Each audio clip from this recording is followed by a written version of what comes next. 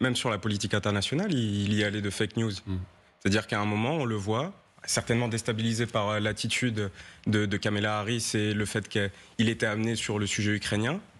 Il dit, devant le peuple américain, qu'après son départ de la Maison-Blanche, il est allé voir Vladimir Poutine.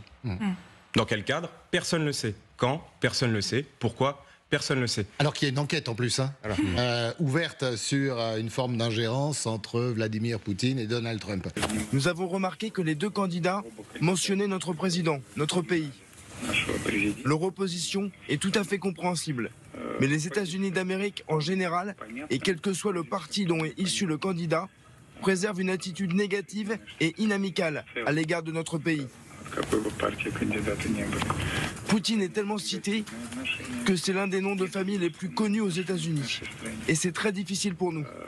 Nous n'aimons pas ça et nous espérons qu'ils laisseront notre président tranquille. Arthur Koenigsberg. D'abord, c'est étonnant que le porte-parole du Kremlin, encore une fois, réagisse à ce débat. Oui, bon, Dmitri Peskov, je crois qu'il a beaucoup d'humour là sur sa sortie. Non, ce qu'on peut voir, c'est qu'effectivement, Poutine et la guerre d'Ukraine a été une séquence importante de ce débat.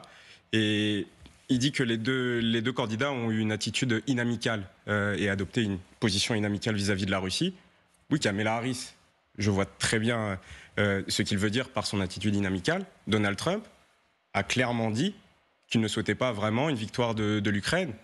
Un présentateur lui a demandé « Est-ce que vous souhaitez la victoire de l'Ukraine ?» Il a été incapable de répondre. Et on voit ensuite, quand il décline sa stratégie, ce dont on se doute depuis plusieurs mois, sa stratégie aujourd'hui, s'il arrive au pouvoir, c'est de faire pression sur les Ukrainiens pour qu'ils aillent aux négociations tout de suite.